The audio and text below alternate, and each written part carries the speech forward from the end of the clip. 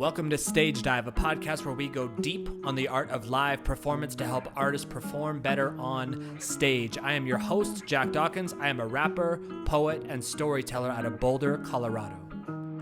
My guest today on Stage Dive is Magical Girl Melanie. She was a character actor for Disney for 8 years before transitioning into both streaming and cosplay. We had a really beautiful conversation about balancing the magic that comes from being a performer and the toll that it can take on your life and your mental health as you go through your career. I think she has a really unique perspective. She's deeply honest, which I so appreciate. It's a fascinating window into a world that I didn't know about or understand, but now feel much more connected to. So I hope you enjoy this. Here is my conversation with Melanie. Ugh. You're a streamer, you get it. Lighting. It's a whole thing. I know. I was fortunate I could sit down and just hit the light button and was like did it. That's actually my first question, because I think with streaming becoming more and more popular, I see more and more setups like this. So what was the process like of deciding this is my streaming world? This is what I want to invite people into. What was that like? It actually is kind of very relevant actually to the whole Disney conversation. So I've technically been on Twitch. I think this is my 6th year on Twitch. I'm by no means a big Twitch streamer, or does that mean that in 6 years I've been streaming every single week since then? Absolutely not. I'm much more consistent with it now. But I started when I was a flight attendant, so I was still seasonal at Disney and I missed performing. And so it is a way to, I feel kind of combine feeling like you're performing, but also getting to be your authentic self and looking for people that can enjoy you just kind of how you are. And that's how it started. And that's how I have a lot of, I don't know if you can really tell on camera, but I have a lot of alien and space stuff in my place, which is just an aesthetic that I enjoy in general. But it also was kind of born out of that, I used to feel I was an alien negative, and now I feel I'm an alien positive. I've graced this planet and I'm so out of this world, and I like to bring people into that space. And so when I'm streaming now, it's always been we're all little aliens. We're all little weird aliens that can come together and be our own little weird selves. But it's honestly really evolved, because there's some people that have been in my stream for a long time that can kind of remember the exact pinpoint part where I was I don't feel I've been myself this whole time. Not that I've been lying to people, but a lot of working for Disney, I really felt I was holding myself back, which isn't to say that I was I want to go out and be half naked on stream, which I totally support girls doing. But it wasn't that dramatic of a change. I just felt I wasn't representing myself. I felt I was still representing slightly a Disney version of myself, and that defeated the whole point of why I wanted to be online or be my own entertainer. And so once Disney laid off all their seasonal people from COVID, and I kind of slowly came to this realization of I don't have to identify myself with them in that way if I don't want to. It really changed how I created content online. Not just because obviously I openly talk about working there now, which I never did, but because I feel I don't have to hide that I'm an adult woman and I have thoughts and views and sexuality and any of those things that I'm not making content for preschoolers. Right. And that's that was it seems obvious, but it was very refreshing. When Lil Nas came out, Old Town Road, and he came out and then made the Montero video, and people were my kids love you, and he was okay. And it's so funny because that seems so obvious. He's that's not my problem. Watch what your kids consume. I'm so happy your kids love that song, but that doesn't mean that I'm only going to make content for kids. And I was oh my gosh, that's me. I can still be good at this one thing, and I still volunteer with kids and I love it, but that does not have to affect everything that I want to be involved in for my whole life. I can still just be myself, and I do cuss a little. Yeah, can we cuss on this podcast? I need to know that ahead of time. Fuck yes. Oh, great. Because I was that's definitely going to come up. So yeah, no, 1,000%. That I love that. That's so interesting. And it's so cool that there was a sort of cultural moment that created that. Like awakening might be too strong a term, but this sort of It's realization of honestly like not. I think it's such a huge moment, and it happens. I hear I'm in the neat position of talking to a lot of artists now, and like magicians, character actors. I talked to an aerialist the other day, like all kinds of things, right? And there does seem to be at first there is the discovery of like a love or an interest or an ability in performing of like I can do this thing. Oh, I love doing this thing. This is awesome. And then above it there's a narrative about what it means and what it looks like to do that thing, and you fit that shape and you fit that mold and you rehearse this way and blah blah blah. And then at some point, for some reason, maybe Lil Nas X, there's a fracture where you're like, ooh, wait, hold on, I can love this, I can be in this, I can do this, but the story can fucking kick like I don't need it. I just don't need it. And I can just be myself. And that's Yeah. when like opportunities open, career takes off. Like that usually seems to be the inflection point when really cool shit starts happening. Yeah, that's totally how I feel. Like, you know, I know, like, joking around, we were just talking about how my friend we were sending paragraphs about Taylor Swift or whatever. But like, I remember when I first started working at Disney World in 2014. So it wasn't my first time working for the company, but my first time working down there. And that was when like the 1989 album had been out, or maybe when I was in college or something.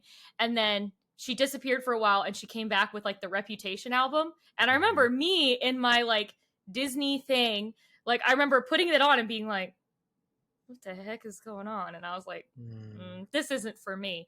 And then now, you know, years later, I went back and like revisited that and was like, not only do I understand exactly where she's coming from with that I think she had her whole own moment of being like, I don't necessarily like how people are viewing me, that you can like change your own thing. But I look at that now and I'm like, oh, I'm in my Reputation era. This is mine right now. That's awesome. So I'm like, I get it. I just like, but the moment that I would have heard that for the first time, I was like so deep in my like, this is the box that I fit in, and like that's the only one I'll ever be in. So yeah. Well, and like, and I'm a parent now, which means I'm getting more and more conscious of saying like our parents fucking this, that, the other, like because parenting is confusing as shit, and so I'm sure I'm making so many mistakes with my daughter. They're just going to be different than the ones my parents made, but there was so much emphasis on doing things the right way, and there was a proper way to do and to be and to function, and it permeated everything. How you fucking ate, how you sat at the table, how you stood in line, how you talked, how you played sports. Like you still like it, this is comment section. Like the comment sections of the internet are riddled with this garbage of like, that's not how you do this. It's like, according to fucking what? Like it's the wildest thing. So let's talk about Disney. It's going to come up. So let's dive into it. How did you arrive? I think you said around 19 at even the possibility of like, I'm gonna throw on a costume and I'm gonna be a person from a Disney movie. Yeah, because honestly, I feel like most people guess that I grew up going to Disney World, or even just maybe watched the movies a lot as a kid, and that was not the case. I kind of joke that it was 100% self-induced brainwashing. My family didn't really have anything to do with it. Growing up, I didn't even watch the princess movies. The only princess movies I liked The Little Mermaid because she was a mermaid, and I liked the made-for-TV Rodgers and Hammerstein with Brandy. Brandy Cinderella was the only Cinderella I had ever seen until I was like 15 years old. That was my favorite movie. Still love it. Still best version of Cinderella. Still great. Yes. Yes. So I went to California when I was 15 with my best friend. I had never been. And her aunt and uncle worked in the film and television industry. And I had some small, nothing crazy, experience doing commercial acting and like local independent films in New Jersey. And so I would take the bus up to New York and do auditions up there and stuff. So I was very interested in film and television. And those experiences were what made me decide I wanted to go to school for that. So I was so excited to go to California because her aunt and uncle were writers, and they're like, oh yes, and we're going to take you all these places in California and all this stuff. And we got out there, and I was like, oh, I had some friends. I used to have a lot of like internet long distance friends because I'm a geek, so of course. And I'm like, oh, I've always heard about Disneyland. You know, my friends from California love Disneyland. Are we going to go there? And she's like, yeah, but we're going to go there last because you won't want to go anywhere else if we take you there first.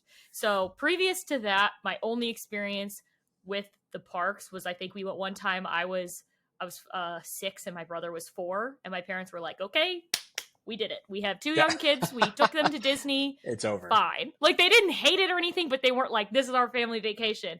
And even that was tied into, it was actually like an excuse so my dad could go to like spring training for baseball or something. Like, he wanted to go watch that. It's just in Florida. So that's such a dad move.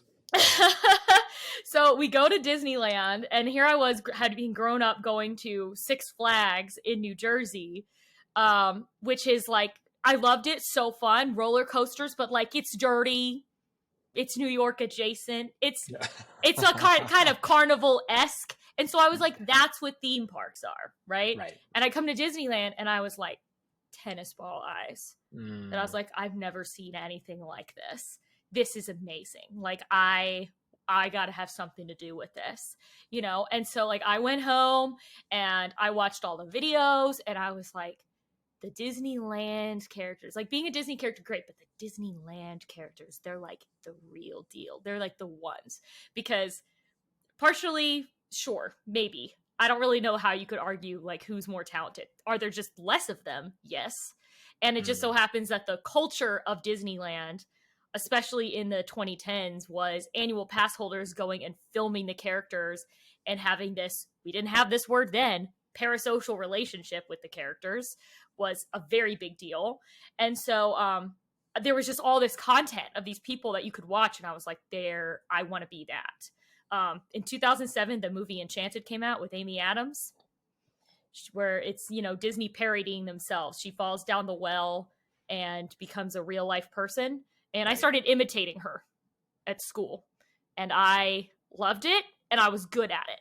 And so I kind of like put those things together and was like, there's a place you can go and get paid to do that. And that's what I should do. I should be doing that. And so, can I stop you for a second? Yeah. Can you go back to the term parasocial? Because I think I understand parasitic and social at the same time. Is that right? Yeah. Say more about that term. Where does that come from?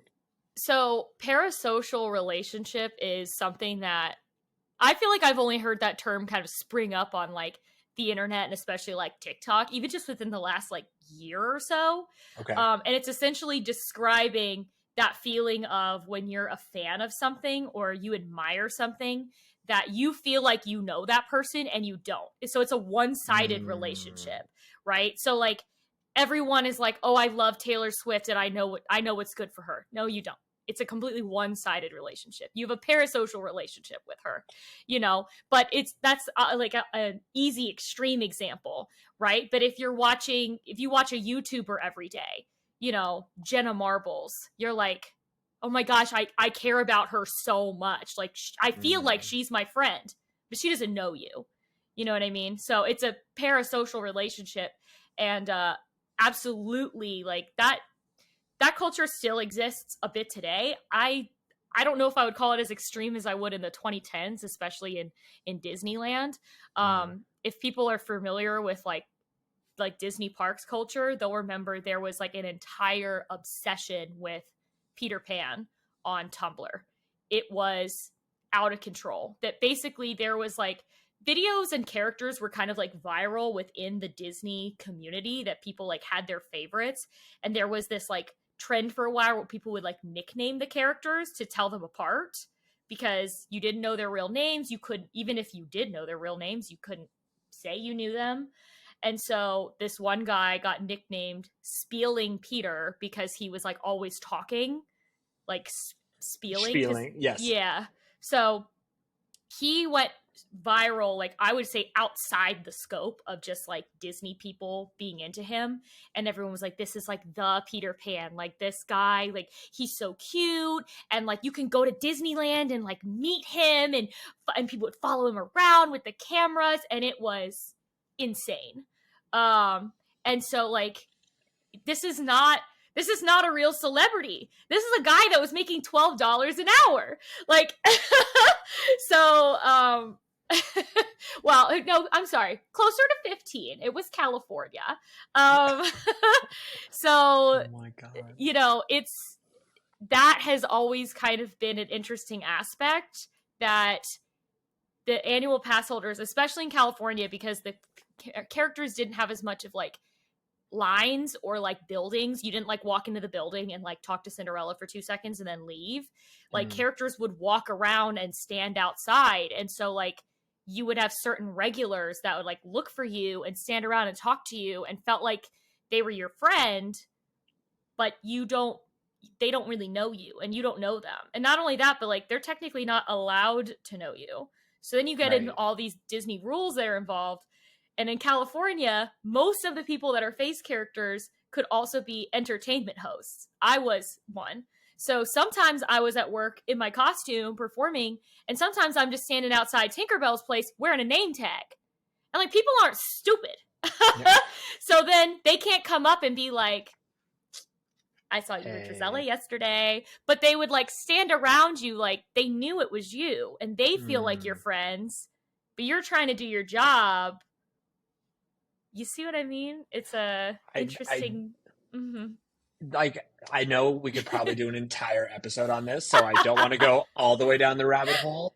I am curious, given that like you live the experience, like, do you have a sense of what drives that in people? There is, I mean, I think it's a couple things. I think there are some people, especially, and this is coming from me. Like I just last year got diagnosed ADHD autistic. I did not know this about myself then. I can see that a lot in some of the guests that were regulars. Like people that are neurotypical are more likely to, you know, potentially not feel like, I'm talking a lot of teenagers too. I'm not really talking adults. I'm talking like high schoolers. Yeah. You know, they're dropped off at the park on the weekend and most of their friend group is either people they met at Disneyland or feeling like they have this attachment to people whose job it is to form a connection with you. Right. So I think that is part of it. Or just, you know, people that feel like people just want that sense of community and that friendship. They find that in other people. The other side of it is that there is always going to be this bizarre pedestal that Disney face characters are put on, especially in the Disney community, but obviously even outside of it. And that's why like a lot of my content goes viral. And like, if it wasn't such a secretive thing, would people care about it as much? Probably not, you know, but there's this whole mystique to it that people feel like it in some ways it weirdly does turn you into a real celebrity. I mean, it's the closest thing to Hannah Montana I'll ever be. Right? Like outside, you know, literally I would take off the makeup and like nobody cares. Like you're wearing the Disney costume at the park and people are like chasing you with autograph books. I mean, like that's a weird human experience that I've had. I'm sure. So I got a small sneak preview. It sounds like you had a long long-ish career at Disney, and not all of it super rosy. So like we just discussed one aspect of that, but like if you could just sort of trace the arc of like, I went to this place, it was the most magical thing I've ever seen. I so resonate with that notion of like, I just have to be a part of this. Like I told you I have a 5-year-old daughter, and when I'm watching some of the worlds created in these movies, I just feel like this magnetic, like I want to be in that room. I want to have that conversation. I want to bring people into something that powerful. So I so get that. That's how they get you. There. That's how they get you. So then you got there. So then you got there, and because you have so you have these feelings of this is how those like the movies just made me feel. But then if you start going to the parks, you meet people that are playing the characters, and you're like, oh my gosh, I haven't forgotten how they made me feel, and I still haven't to this day, even though they're people that I know now, you know. But like, I want to do that for people now. I want to do that. So I worked for Disney in Disneyland and Disney World. So I did actually start in Disneyland where, you know, I was like, oh, I would never get to work there. It's so small. It's so elite. It's far. I was from New Jersey. Yeah, it's far. And I was going to school in Georgia at the time. It's kind of a long story of how I ended up doing it. Like, getting the job is nuts. I got turned down 13 times in Florida, to the point where I asked the casting director why she wasn't hiring me, which is a little unhinged looking at it now as an adult. The whole entire experience was unhinged. But again, I was like 18 years old, and I don't know. I couldn't even put myself in that mindset to do that. You went for it. Yeah, because the problem was that I don't think they do it this way anymore, but they used to not even advertise what they were hiring for. So they would have auditions every single Thursday, and the audition process is standing in a line and smiling. That's 90% of the audition. So they would say, like, oh, you could come today and be the perfect Ariel, but if we're only hiring Tinkerbells, then we're not going to pick you. And they wouldn't tell you who they were hiring for. So basically, I went up to her because I was like, have I been here at the wrong time 13 times? Or, like, am I not going to get hired? She was like, So at that point, I did not go out to California thinking like, well, if Disney World said no, California will say yes. Because again, California was the small elite ones. And also all of the casting decisions were supposed to come from them. So, and again, everything I'm talking about, this is just, to my knowledge, how it was. I don't know if they do it all like this anymore. I got hired in 2012. So I worked for them 2012 to 2020. So you had to match what California said the character looked like. So they would, if you made it all the way through the audition and they loved you in Florida, they would take your picture in the costume. They could not tell you yes on the spot because the pictures were sent to California, and California would say, okay, we agree. That's fine. They were like globally head of casting.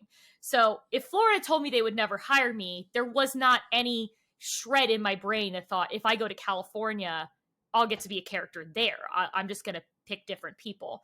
I went out and was supposed to work an attractions job, and I was just going to work it for the summer. I wasn't even in the college program. And then they happened to have a character audition that I was the wrong height for. And I had friends that worked there already. So I had the inside scoop that sometimes if you were good enough to be like one of the fur characters, like Mickey, Minnie, but you were the wrong height, they might ask you to be a character host, which in Florida is like a character attendant. It is different in California because it is part of the entertainment department and can be cross-trained with the characters. And sometimes there even could be like a performance aspect if you got picked for certain things. Like when they had Merida, they did like train people to do the accents and kind of storyline and stuff. So I went to an audition that was made for Goofies and Mice, and I am nowhere in there. And I got to the end, and I waited until they were giving me the hiring paperwork to tell them, oh, I'm actually supposed to start in attractions tomorrow.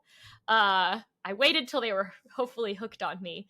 And they were like, okay, we'll check, we'll call you. And they called me the next day and said, don't go to Welcome to Operations. You're going to go to Welcome to Entertainment. You're going to be an entertainment host instead.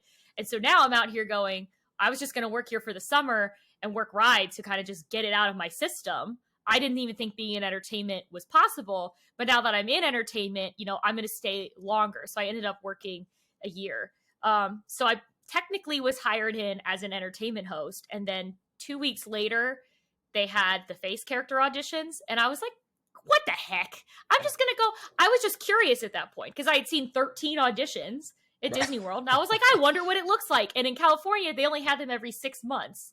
And they were like one giant open audition. So you've got like every single actor and actress in Southern California shows up, and the current cast members all show up, and the parade performers all show up because that's a different department, and they're trying to get into the meet and greet so they can make more money. Barely, but so there's like 600 people at this audition. There's so many people, they don't even give you a number. You just have a number in front of you, and they picked people by the row. So I got picked, and I stopped breathing because how could that happen? That doesn't even make any sense.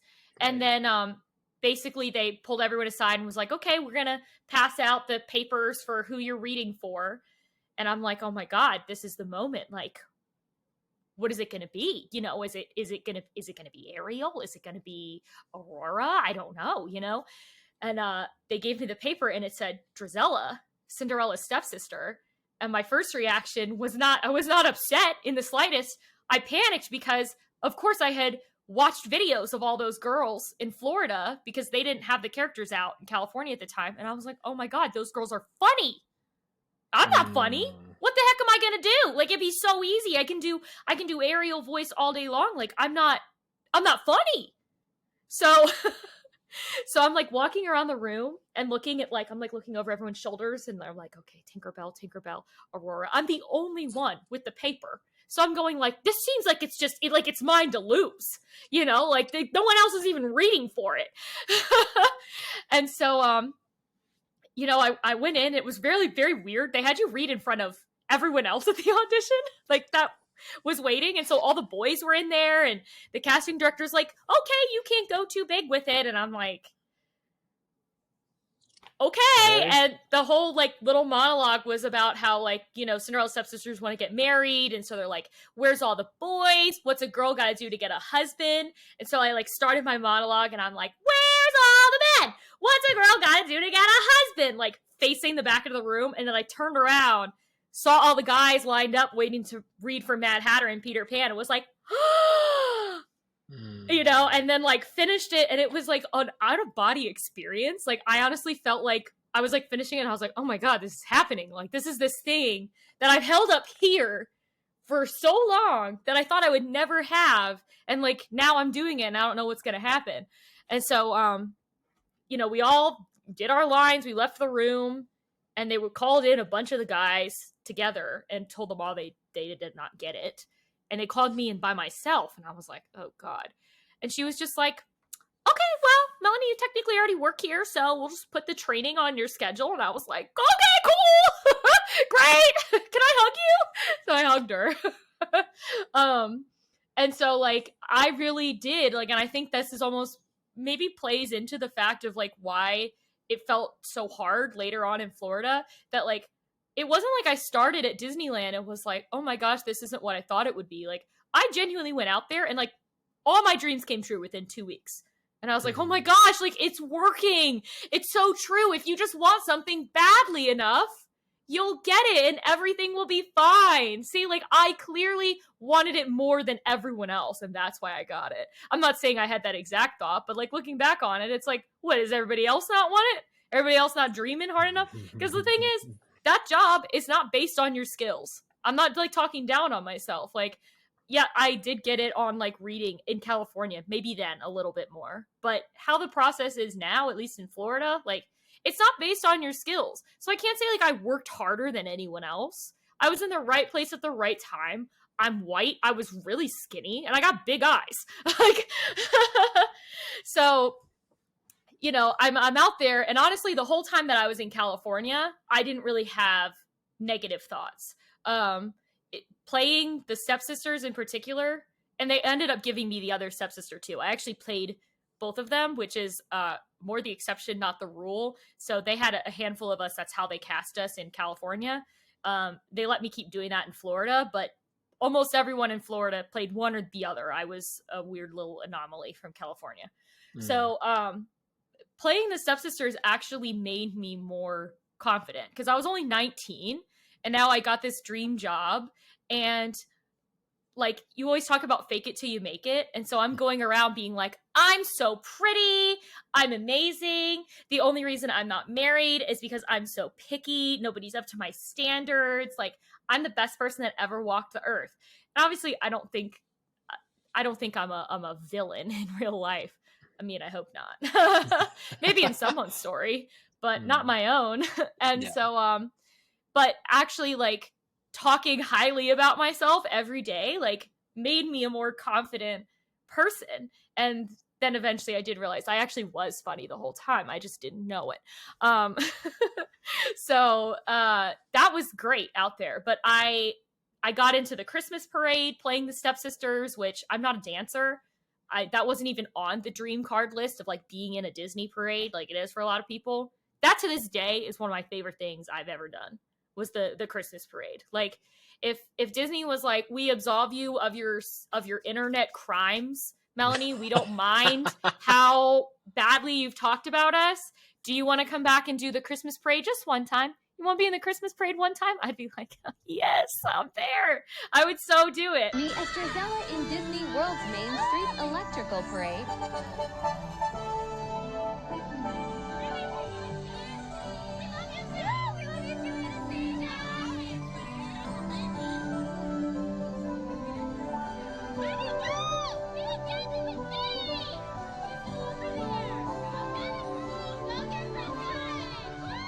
What I was thinking about while performing as Drizella in the Disneyland Christmas Parade. I know my mom is sitting near here.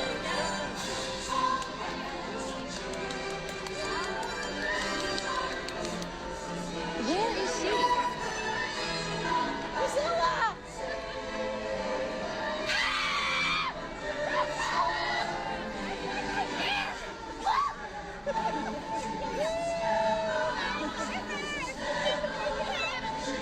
Gotta go ham for mom.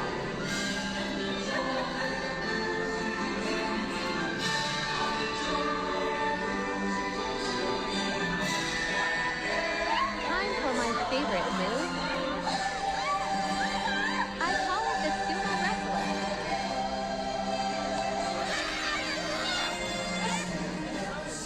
Bye, Mom, love you. So, you know, I was out there as long as I could, but then I ran out of online classes I could take. So I was like, I either have to drop out of school and stay here and do the thing that has made me the happiest I've ever been in my whole life. And I'm so happy and this is so amazing. Or I have to go back to school and finish a degree that I'm no longer interested in using, because obviously I'm going to work at a theme park for life. This is my life now. This is the only thing I care about. I went back to school and I graduated school. And then that's when I went down to Florida, which I never intended to stay full time. I always wanted to go back to Disneyland one day.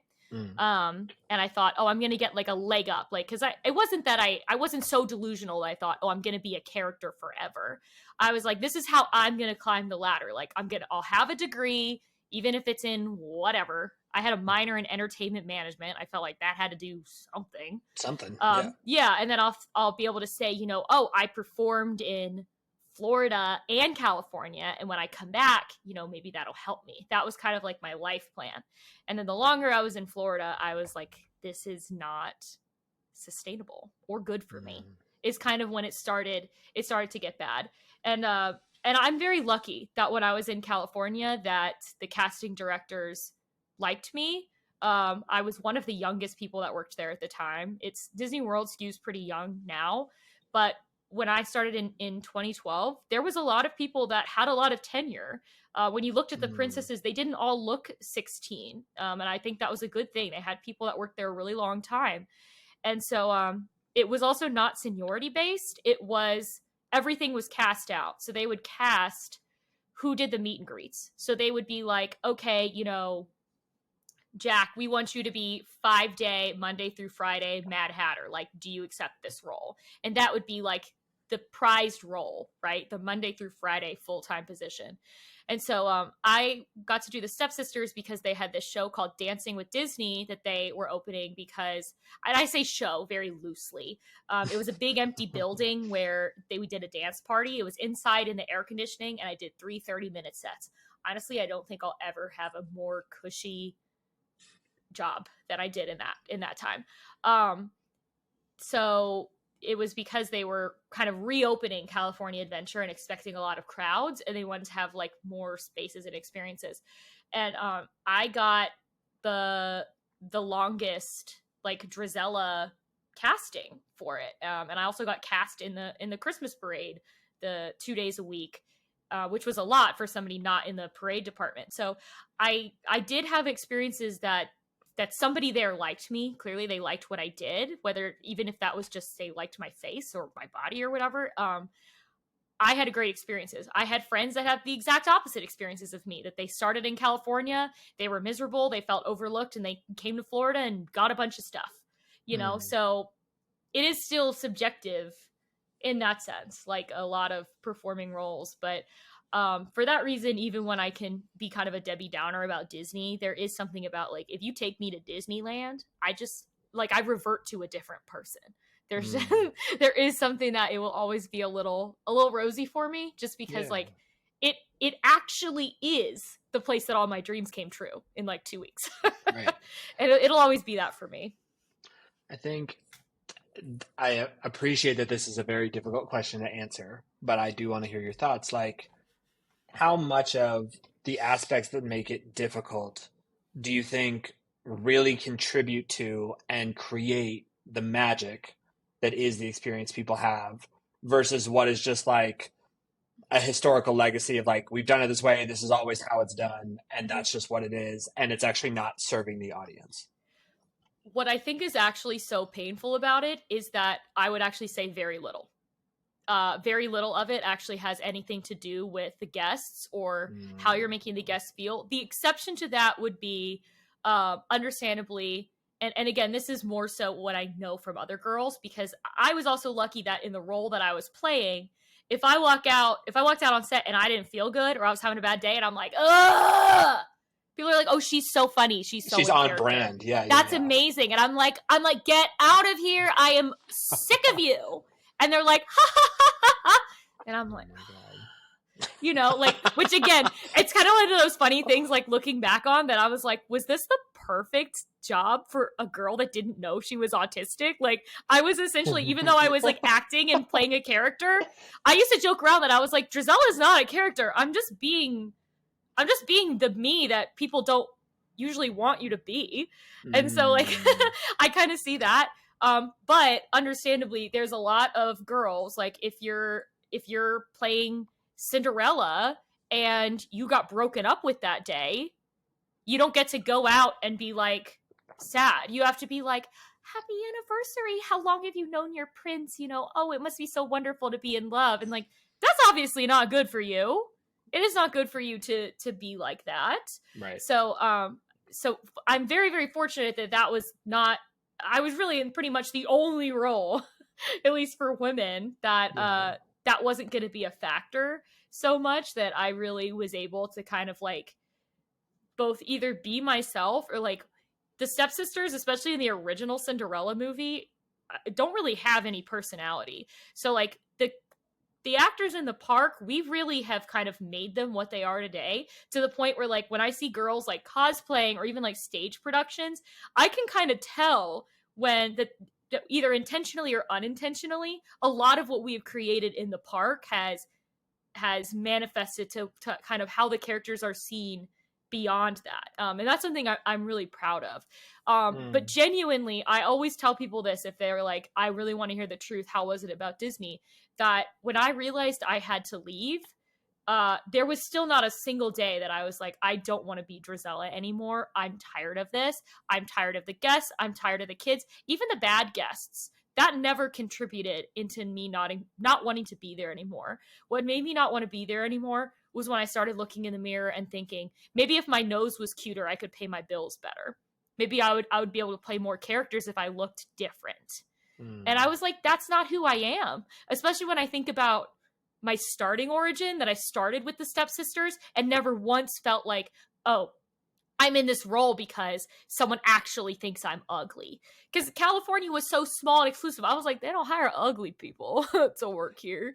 You know, I have a very animated face. I have a lot of real estate for heavy amounts of eyeshadow. Like, that does not make me ugly. I never felt that way in California, more so because I felt treated fairly, right? Which, I mean, I was still underpaid, but I was young. I didn't know that.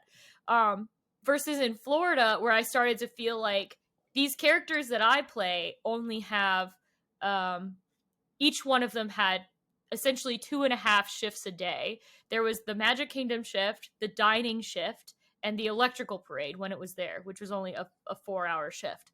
So I was lucky that I played both stepsisters, but you can imagine if you only have one, versus Cinderella, that say probably has like 17 shifts a day. You know, she's at park from open to close. They have multiple rooms. She's in parades. She's in multiple parks. And so start thinking like, well, maybe if I looked different, I could get more characters, you know? And of course, you're not supposed to take it personally, just like any acting job, except that we were never treated like it was an acting job. You know, the union was not an acting union. You know, it was none of that. So you start to feel like, well, are we actors or are we just like people doing a job? Because if we're just people doing a job, it shouldn't feel like such a casting process, right? And how are you not supposed to take it personally if I play Cinderella's stepsister and another girl plays the same stepsister? So we're supposed to look the same. That's the rule of the casting. That's the rule of the job. So theoretically, we look the same. So why can she play 3 princesses and the stepsister, and I can only play the stepsisters? How are you supposed to take that not personally? Right. That's impossible, right? It doesn't make any sense. I'm like, I play both the stepsisters, 2 different colored hairs, which wasn't even the same color hair that my hair was at the time, and yet a girl can play, you know, Ariel and Sleeping Beauty and Elsa and Drizella, but I can't play any of those other characters that she plays. It just didn't make any sense. So it's like, how could you not start to be like, there's clearly something wrong with my face, right? So it was that, and then the realization that even though I was in fact doing my dream job, and I was doing the thing that I, to this day, still think is the thing that I was best at in life, what is a dream job if you can't pay your bills? If you couldn't live on your own? What's the point of it? Because I was making about $12 an hour in Florida as a phase character. If I was doing one of the fur characters, I was making even less. So it was genuinely 100% internal, truly non-job related things that made me upset. Yeah. I get, like, I think I know the answer to this, but I will ask more directly. Like, it sounds like a lot of what you were experiencing wasn't necessarily like overt pressure or negative comments or like negative chatter. It was just sort of like, you're in it, you're in love with it, and at some point you sort of pick your head up and look around, you're like, hold on a second, like, some of this shit is just broken. Yeah, yes and no. I mean, in the exact same effect of walking around and saying, I'm so pretty, I'm so gorgeous, made me confident. There were obviously plenty of moments where you're sitting there getting ready and putting on your makeup or taking your makeup off for the day, and the princesses are all sitting next to you going, look at all these cute pictures and little presents I got today. And it's like, cool, I had 6 different people call me ugly and nasty. Like, doesn't help. But again, I'm not like, I would never say like, on the list of reasons to leave the job, that one would still be like so much lower. Because like, there's so many other factors. Like, if I also played Ariel and somebody called me ugly and nasty, and I'm like, oh, well, yesterday you took a picture of me as a princess, that obviously would like be funnier, right? Like, it would hit a little different. That I'd be like, it's for sure, it's literally makeup and perception. And you know, and I'm not sitting there thinking, oh, all these people actually thought I was ugly and nasty. But even if something's not true, hearing it over and over again when you already had a little tiny voice in the back of your head that's like, you look weird, that's why you're not a princess, does not help, right? I just think it's interesting how these dynamics start to play out. And again, you didn't say this, it doesn't sound like any of the princesses were doing anything to you or to make you feel bad. There was no intention there. It's that, again, like, when there are conditions that are difficult, it's amazing how little things all of a sudden start to pile up, and it just feels like drowning. Like, and it does really bother me that I have heard, not a lot, or I'm not talking about any like other content creators in particular, but like I've heard people say, you know, oh, I bet the princesses are also mean to each other backstage. And like, I would never promote that narrative, because like, what were there girls that were stories of people going behind each other's backs and sending pictures and being like, I think this person looks overweight, they shouldn't have their role. Yeah, those things definitely happened. But I honestly don't demonize those women in those circumstances, because one, a lot of them have grown since then and have either admitted that was a wrong thing to do, or even if they haven't, the environment that we were all built into promoted those kinds of things, which was insane, because even though you always felt like you were in competition to all the other girls around you, again, at the same time, the job was not talent-based. You could not earn it. You could not prove that you deserved something more than someone else. With the exception of like, if you want to be in the Christmas parade and you don't go to the Christmas parade dance workshop, you're probably not going to be in the Christmas parade, if you don't know how to dance or you don't show that interest. But like, with the exception of that, in terms of being like, oh, the next type out, if I say that Mary Ellen looked fat as Cinderella, am I going to get fit as Cinderella? No. But of course, there's always those stories of, oh, well, so-and-so did this and they complained to casting and they got another character.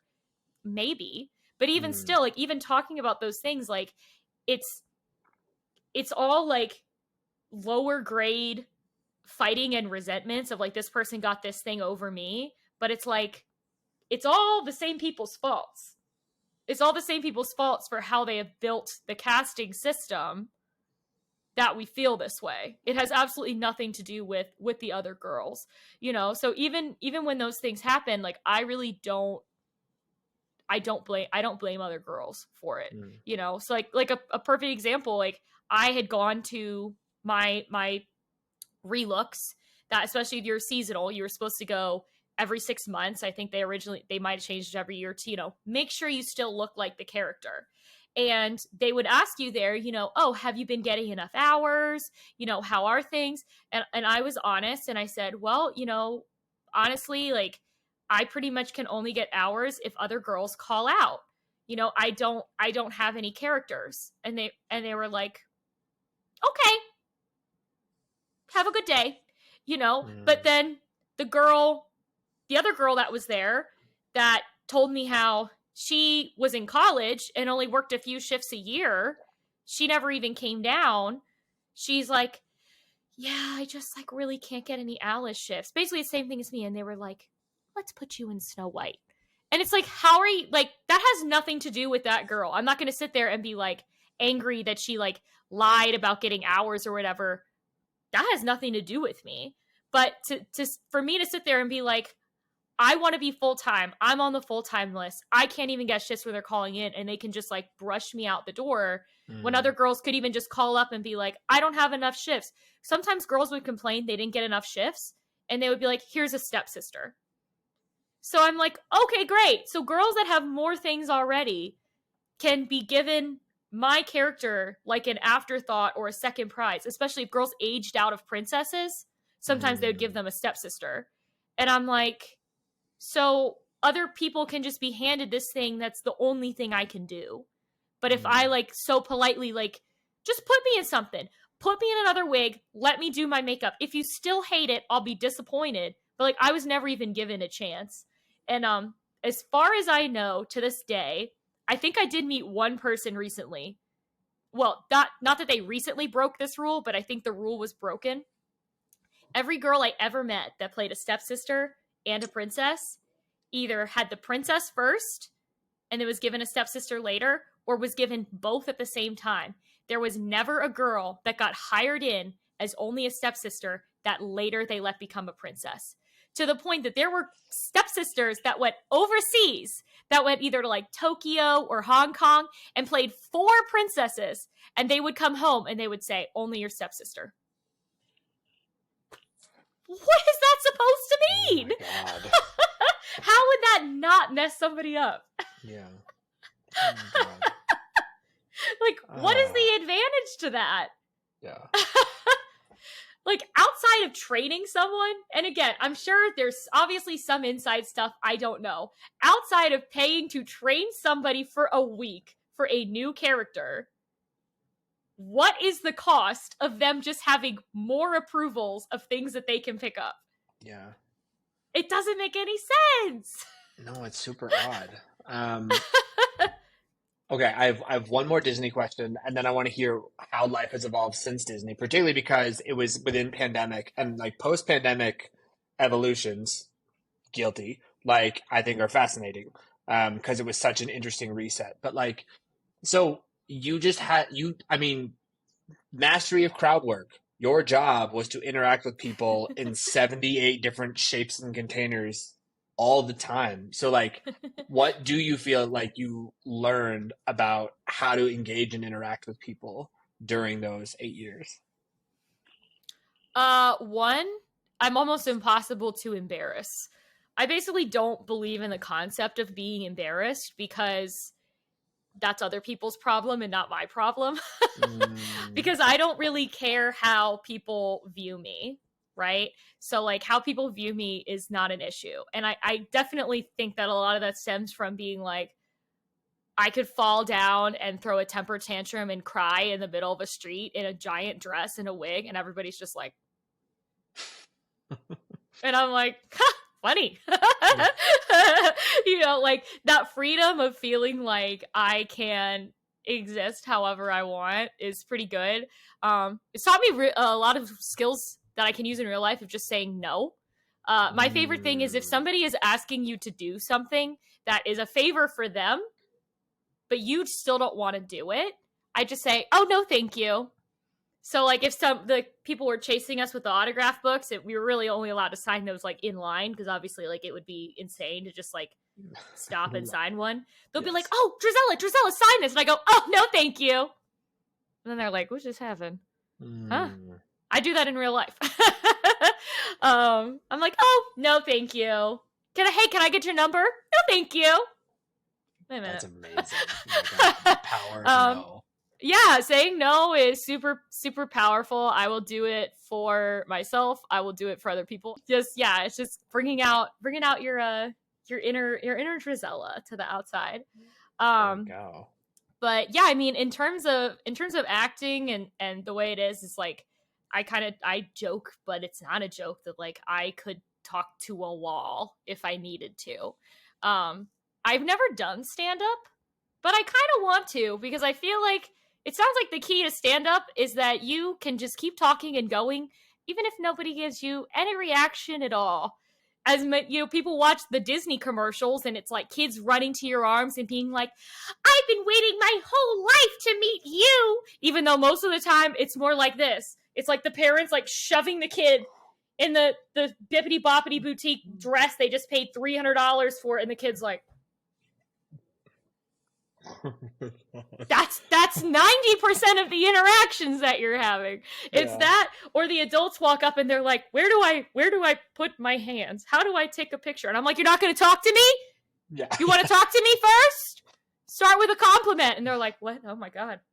You know, it's just like, oh my God, that's amazing. It's that kind of stuff. And I do feel like that is something that I'll have my whole life. And some of it is like the chicken or the egg. Like I said, I never felt like I had to like find myself in the role. Like I started doing it and I was like, I was made for this. Yeah. It just felt like a perfect match. But even still, like I can talk to a wall. It's helped. I'm not the only person that was a Disney character that now streams. I have a few friends that are like full-time professional streamers. And I'm like, well, yeah, you're talking to nobody. Especially when you first get started. There actually is nobody. Yeah, our gift is talking to nobody. Because I'm telling you, most of the guests, they do not talk back to you. If you're listening to this and you have a kid and you're one of those parents where your kid talks for like 3 minutes at anyone and you're like, I'm so sorry. I'm so sorry. I'm like, no, stop being sorry. Let your kid talk to me for 3 minutes. This is the best. Oh my God. That's so good. I think the piece I'm hearing, which I think is true, is like, I think we underestimate how much people appreciate just being told what to do. And that's not universal. That's not all the time. But sometimes, particularly if there's any ambiguity, if someone is willing to just be like, hey, just do this. People are like, oh my God, thank you so much. Like, Oh, I that's didn't know my what I was. favorite. That's my favorite. It's huge. And it like, oh my God, that's so good. Going back to like not being embarrassed either of like, cause you might get it wrong. I was like, well, I don't care. I was like, you look lost. So I'm gonna act like you're lost until you tell me you're not lost. That's just what I'm Yeah, gonna because it's another reason why I love space stuff so much is because do. like that's why I'm always very flattered when friends send me like scientific articles NASA put out, and I'm like, I love you and I love that you thought of me.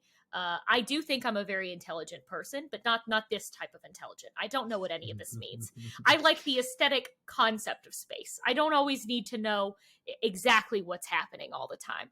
And so, like, have you ever met somebody where they're just like having a moment and they're like, oh my God, do you ever just think of outer space and it's like, it's so big and we're like this one little tiny speck in nothing, and I'm like the speck on the speck on the speck, and like nothing matters, and they're so freaked out, and you look at me and I'm like, nothing matters. Nothing matters. Nothing matters. Nobody cares what you do. Nobody cares that you fell down in the middle of the road. As long as you were okay and no one needed to call for medical assistance, nobody cares what you're doing ever.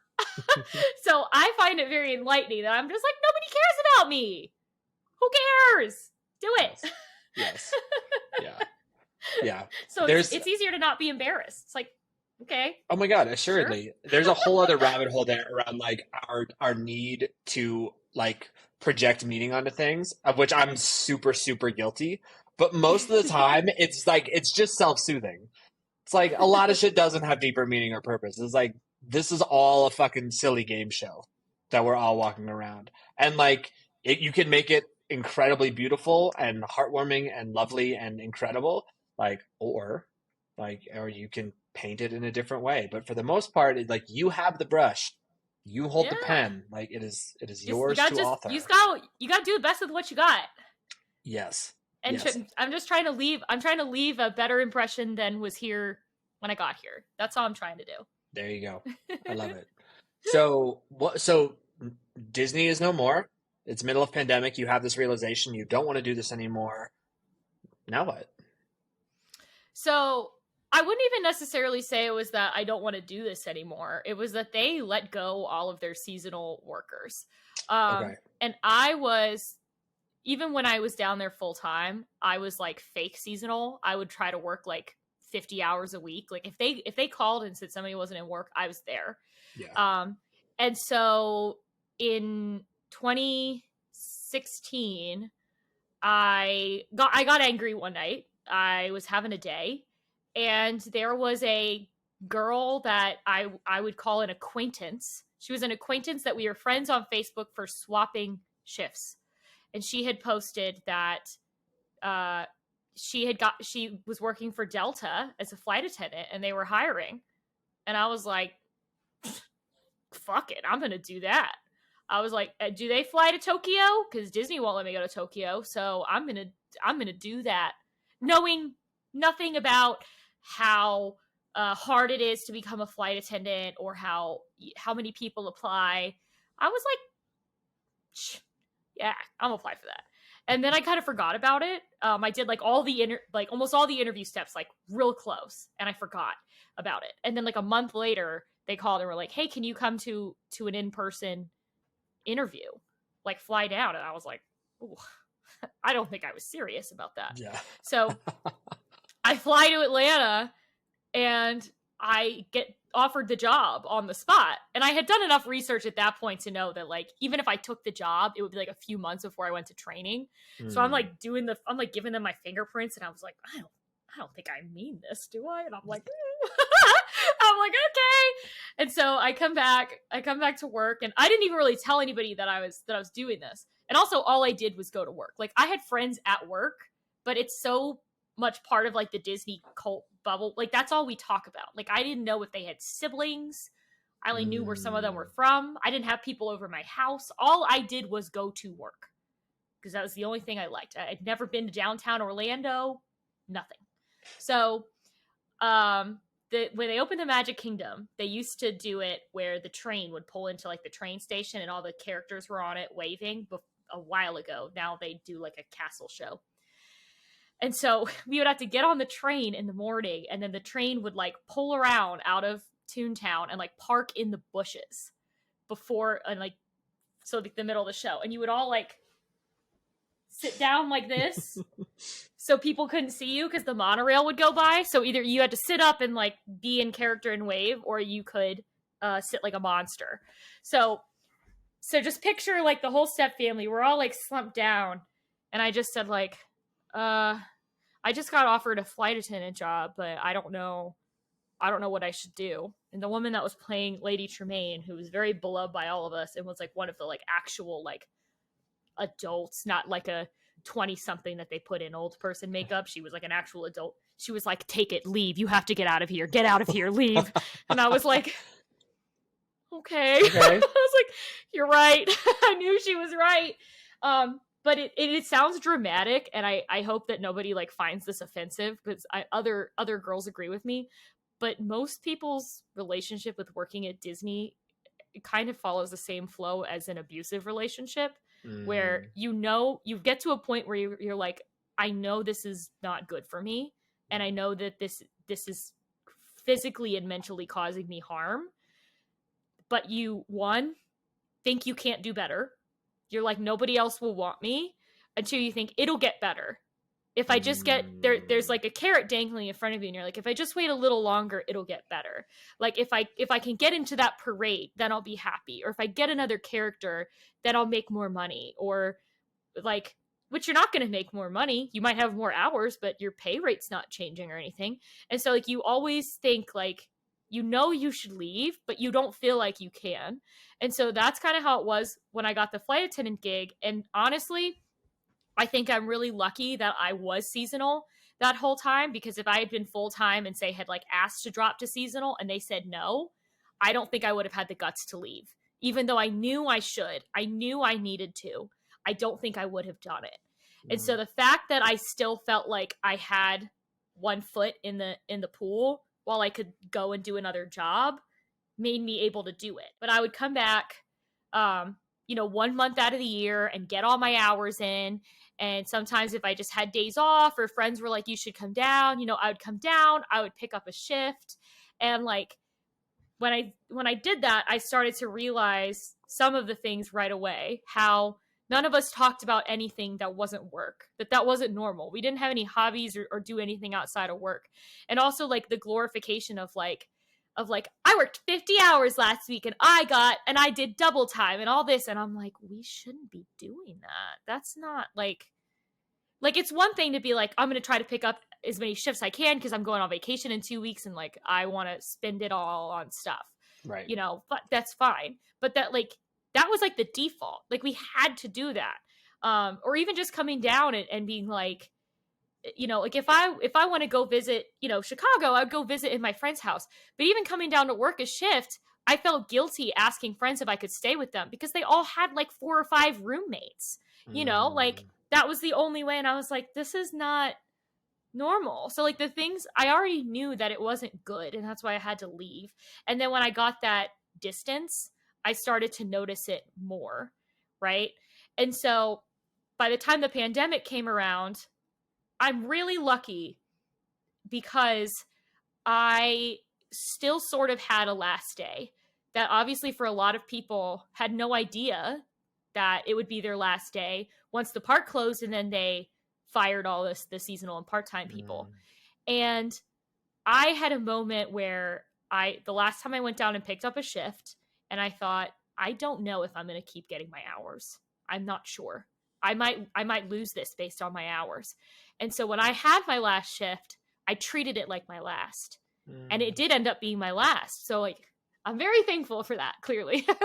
So, I have pictures from that day and everything, but I still think the biggest adjustment was realizing that even though I hadn't worked there full time for a long time, how much control it had over me, of how I felt like I presented my personality and my own art outside of Disney, of like, I'm really into cosplay, like not just like Disney cosplay, but I always felt like, oh, I mostly cosplay stuff from kids. I volunteer with kids. Like what if I want to cosplay from the boys and it's like a little more of like a revealing outfit? Like, do I feel comfortable posting that online? You know, like, because I also kind of felt like I was never really appreciated as a performer, that I always felt like, well, they could look for any excuse to take a role away from me. Like, maybe they don't want me to work here at all. You know, they don't let me do anything. Like, I'm just here on a practicality or, you know, whatever. I don't even necessarily think I want to blame the pandemic, but just the fact that like I'm 30 now and like bodies change, right? I started when I was 19 and I was like a 0. And part of that was genetics and being really young. And part of that was I didn't have enough money to buy food. So I wasn't intentionally starving myself. But, you know, I would pick up shifts, the dinner, the Cinderella's dinner meal. At first, they used to have it where you would clock in and then put your makeup on and then have to take your lunch 2 hours into your shift. The union did eventually get that change. They fought for it. But I realized that if you were called to pick up the shift and you said, yeah, I can do it, but I can only come in an hour later, like I can't clock right at the start, they would always agree. And if they agreed, you had to miss the lunch and the restaurant had to feed you.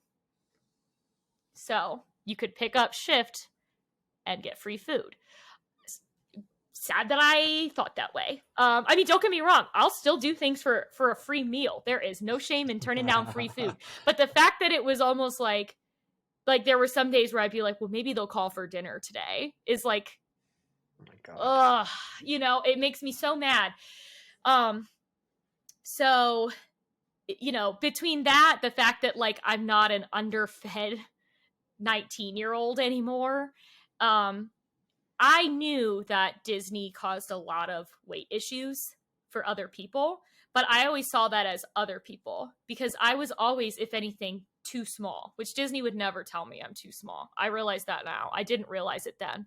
I was probably almost as worried as some of the other girls that I was going to lose roles because I didn't fit in the electrical parade costume. They would have to sew it around me. It was too big. I don't think that is nearly to the same feeling that other girls were having then. But I think about how much fear I had of that and just like multiply it by 100. So in that sense, when I left, I thought, oh, well, at least I got out of that. I never worked there and, you know, worried about what my body looked like to that extent. But the thing is, with Disney, they still get you, because what happens when you had a job for 8 years that only had to do with what you looked like, and you have hundreds upon hundreds of pictures of yourself underfed? Means I get to, you know, during the pandemic start like, you know, or just, I wouldn't even call it like pandemic weight. It was just like I wasn't working at Disney anymore and bodies changed. I hadn't been there in a while, and I started looking at pictures of myself and thinking less of myself because I don't look as how I did then. I think that's probably the most negative. I think it is mostly and missing it, but I still volunteer with kids. I have my own stepsister costumes, and so like it was very liberating realizing that like I can and should do things on my own terms. That I won't let them take away those parts that were really special. But just kind of looking back and realizing that some things can affect you more than you realize. Like you hear growing up, you know, oh, the way they draw cartoons, they draw them way too skinny. And you're like, yeah, but they're cartoons. Like we know they're not real people. Like it's fine. That wouldn't actually affect how you view yourself. Yes, it does. I can honestly say it 100% does. I try to practice body neutrality now. Bodies are just bodies. Bodies are bodies. Oh my goodness. So I know that's not the only, I know I'm not the only type of performer to have feelings like that, but my friend today sending me the rants, I was like, no, tell them, like, we were talking that this is still happening. This isn't like, honestly, I'm probably going to make a TikTok about this today because Disney, they will do things that is called a silhouette talk. They can't tell you you're too fat, but they can tell you to watch your silhouette. And my friend got called in. Now, my friend is small. She's like 5'3" or less. She weighed under 100 pounds, and they called her in to have a silhouette talk with her based on some pictures that they saw where she was wearing a giant puffy coat, like in the costume. And that is like still happening.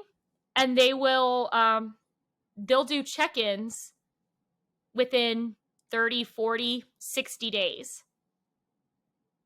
So even though they're not telling you to lose weight, I really don't understand how the morality hoops that the people that do this job have. Yeah. From a lot of angles. But I don't understand how you can sleep at night knowing you're telling mostly young 20-somethings that they need to figure out how to lose weight within 60 days. Yeah, well, they're not making any money.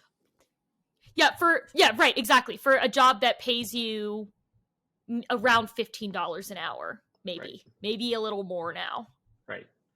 Well, and like speaking of rabbit holes, then you get into like, and that means you can't actually get access to healthy food because healthy food is more expensive than junk food, and like, put a pin in it. Like we could spend another podcast on that. Oh my gosh, I so appreciate.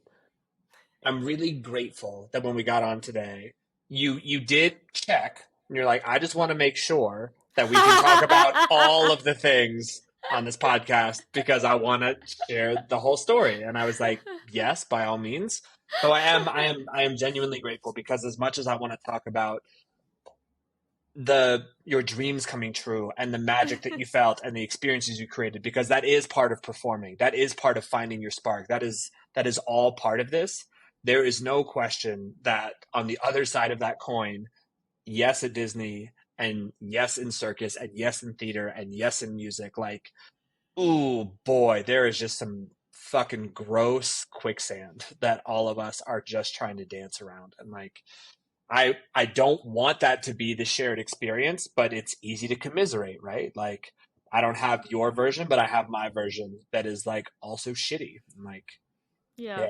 And the reason why I do this and I started making content and talking about it is that, one, I do think that anybody that has ever had any kind of performing experience, but especially a Disney one, I think they're entitled to talk about their bad experience for whatever reason they want.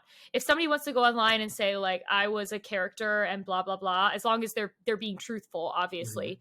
Mm-hmm. And someone wants to say, you're just doing this for attention. Good. Get your attention. It's yours to have, because nobody goes and works on Broadway and is like, shh, I actually tell people I sell popcorn in the arena. No, nobody does that. That's crazy. Everybody has jobs and uses the most interesting things about them to get other jobs. So I don't think it matters why people do it. Personally, if I can fix it, I want to. If I can make the tiniest difference. Because even when I was in and I realized it was bad for me, I at one point told myself, like, no, I'm going to climb the ranks. I'm going to fix this. I'm going to be the one to fix it. And maybe, and I had to, that was probably one of the hardest things, is that I had to look that in the face and say, even if I could do that, do I owe it to myself to be miserable and pretend that I have other motivations to try to get to the spot where I can do that? And I was like, I can't do that for myself. And so I didn't realize at the time that I feel like I've really been blessed with this chance to change things from the outside, because the cast members can't speak up. They can't. They are afraid.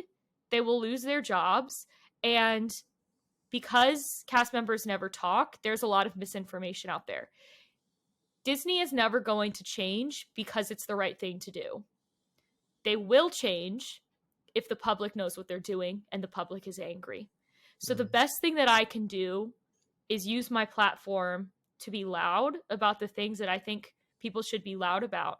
Isn't it interesting that Disney changed all of their merchandise and all of their theming and suddenly has an first ever official Pride Day in Florida after they got so much heat for the Don't Say Gay bill? And again, I'm not saying that there aren't people that work there with good intentions. And regardless of the reasoning, good things are going to come out of it. I just think that the only way I can make changes happen is if the general public is aware and puts heat on them. So I'm not telling anybody that I think they shouldn't go to Disney World, that they shouldn't enjoy it, or like I'm not doing that thing where I think, it's not a totally vote with your dollar situation. I think it is a vote with your voice. Yes. That if you are visibly angry that Disney does not care about people's mental health, people are definitely starting to know more about the pay. People never guessed that. But I still think there's this like, oh, but I'm sure the person in the show makes a lot of money. Like, absolutely not. But if people knew about the weight stuff, I think that's the biggest thing. The biggest thing is people's bodies. Yeah. It's not right. Yeah. So that's honestly, I think, just my main takeaway. And then I don't think in the year 2023 there is a reason to need to work for Disney. When I was obsessed with auditioning, there were not high quality cosplays, high quality wigs, conventions were not the same, volunteer opportunities weren't the same. If you wanted to look like a Disney character, you had to work there. And that's not the case anymore. So I really think that we should take this thing off the pedestal of you're only legitimate if you do it for them, and say that you're legitimate if you're doing something that you're good at and you care about and you feel like you're making a difference to other people, then you should do it on your own terms and not worry about what are Disney's costume sizes, because even if you fit in the costume still that works there, they can still tell you to lose weight. Why they're doing that when they have a costume that fits your size beats me. Oh, man. Oh, Melanie, thank you so much for sharing your experiences and for your truth. And you do have a wonderful sense of humor, so I appreciate you bringing that as well. My dog disagrees, apparently. Sorry, Bubba. My bad. But thank you so much for being here. I appreciate you. And I feel like there's like another episode that we could probably tack on, because I feel like we got through Disney and we explored it, and now like there's the future, there's space, there's lots we could talk about. So maybe one day. Yeah, parasocial relationships and theme parks. Oh honestly, if you have 3 hours to kill, just kidding, you can put on the background. There's a YouTuber, Jenny Nicholson. I don't know if you've ever seen her content. She's great. She's so funny. She does a lot of long form content that mostly is like a lot of it's theme park focused. And a few months ago, she put out a video on, I think that it's called Anyway, it was this like theme park that like wasn't a theme park and then was, and it was almost more like a Renaissance fair. Okay. But she has a whole section of her video, probably a good 45 minutes, where she talks about the performers that worked there and the storylines and the intense emotions they were going through, and how like there were regulars that would show up to the park and basically like kind of use them as therapists and things like that. It's very interesting. So just if you're interested in that as a general topic, there's also a YouTuber, Ashley Norton, that did a pretty good kind of summary on the whole Peter Pan thing on Tumblr. I really love YouTube deep dives, so those are my recommendations. I'm hopefully working on starting my own YouTube channel and doing some deep dives one day. Not there yet. One day. One day. Amazing. All right, Melanie, have a beautiful day. Thank you again. Yay, thank you. Thank you so much for listening to Stage Dive. I'm having so much fun having all these conversations and meeting these wonderful, wonderful people. But I appreciate that this is also going out to you, the person who is listening. So my request, my ask, my desire, if you have any curiosities, questions, guest recommendations, suggestions for the podcast, please send us an email at stagedivepodcast@gmail.com. We read every single email that comes through. We will get back to you. And we really do want to hear what you love about the podcast. things that you think could improve, and how we can make this a better show for you. So please don't hesitate to reach out. Thank you so much.